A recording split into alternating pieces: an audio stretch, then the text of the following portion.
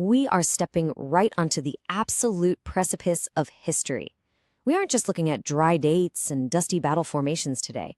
We're stepping directly into the boots of the people who actually lived it.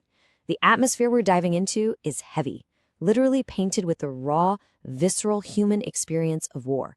What we're doing today is dissecting a breathtaking narrative fragment from our source text, one that captures those agonizing, quiet, stretch-on forever moments right before a monumental clash of civilizations. It's an absolutely stunning study in psychology, atmosphere, and the raw reality of the front lines. The scene opens with this profound, almost poetic visual. The source text describes the sun rising so slowly over these rugged hills.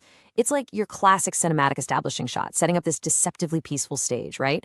But as that golden morning light spills across the landscape, it doesn't hit a quiet, untouched meadow. No, it strikes the relentless marching columns of the Roman Empire. The contrast here is incredibly intentional.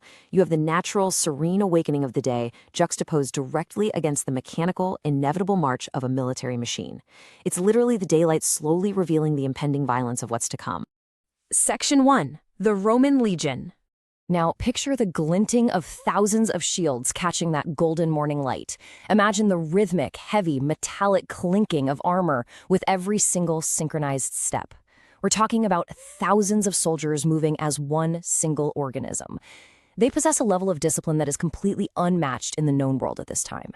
You see, they aren't relying on raw, chaotic rage to win their battles. They rely on rigid structure, unbreakable formation, and just absolute, unflinching obedience. Moving as one like that requires the total suppression of the individual. Every step, every tiny shift of a shield is meticulously calculated. It's this imposing, terrifying presence that's literally designed to break an enemy's psychological spirit long before a single sword is ever swung. Section 2. Marcus's Memories. So let's zoom in from those faceless thousands down to the very front lines. We land on one specific man, Marcus. His face is heavily scarred, and his eyes are just incredibly deep with the memories of war. Honestly, he's a living map of historical trauma. He fought under Julius Caesar. He stood there and watched whole cities burn to the ground, and he's seen entire empires literally crumble into dust. And yet, despite decades of surviving all of that, today feels distinctly different to him. There is this unique, suffocating dread settling in his chest right now that even he has never felt before. The physical scars carved into his face are just perfectly mirrored by the invisible psychological weight he's carrying into this particular dawn. Section 3. The Enemy in the Valley. Right before them lies this vast valley, essentially acting as a natural, inescapable arena, and waiting just beyond it is the ultimate collision of order and chaos. On one side you have Rome, unmatched discipline, a perfectly synchronized mechanical eunuch, and on the other side, the Northern Alliance. Fierce, desperate, and relentless. The vastness of this valley actually serves as a physical representation of the suspense itself. It's this massive, quiet space that is about to be filled with absolute, unbridled chaos. It is literally the immovable object of Roman discipline facing down the unstoppable, terrifying force of these united tribes. And the chilling reports brought back by the scouts paint a horrifying picture. The enemy is a powerful Northern Alliance. We're talking about tribes that were likely once totally divided, fighting each other, who are now entirely united under a single banner. I mean, think about what it actually takes to unite warring tribes. It takes a common, massive, existential threat: Rome. The adjectives used in the source are so deliberate and terrifying if you're a soldier. Fierce, which implies a savage, untamed style of combat. Relentless, meaning they absolutely will not stop. They won't fatigue, they're just going to keep coming. And desperate, which is perhaps the scariest trait of all. A desperate enemy feels they have absolutely nothing left to lose, and that makes them wildly unpredictable and incredibly dangerous. Section 4. The Horn of Death.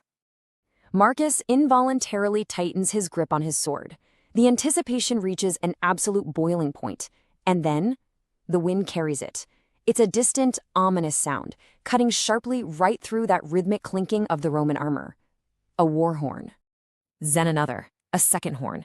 The tension is absolutely palpable now. The enemy isn't just waiting anymore. They are ready. They are loudly signaling their intent to the world, and the waiting is completely over. This is the exact moment that all that lingering dread crystallizes into sharp, undeniable reality. Marcus hears this, knows exactly what it means deep in his bones, and he turns to face his men. Section 5. Fighting for each other. Right before the utter carnage begins, Marcus turns to his soldiers. Here is a seasoned commander who has fought for the vast glory of the Empire his entire life, and he shifts his entire philosophy in a matter of seconds. He doesn't give some grand, sweeping speech about the Emperor or eternal glory. He simply looks at them and says, "Hold your ground. Today, we fight not just for Rome, but for each other."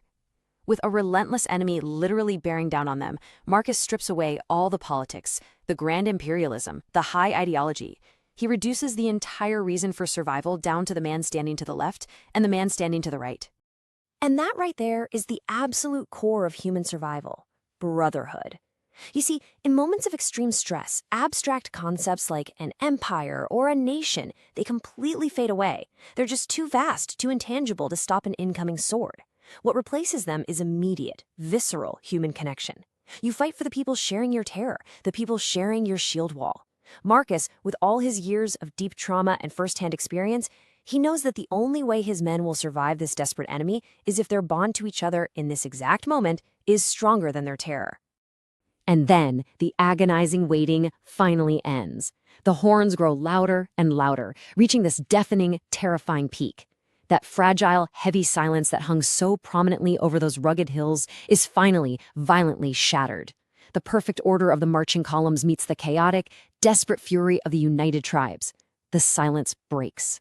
It's the perfectly disciplined legion versus the fierce, desperate alliance. The scarred veteran versus an unprecedented threat. We are left looking right into the absolute jaws of chaos, having to ask ourselves, when the silence breaks and the dust finally settles, who will be left standing?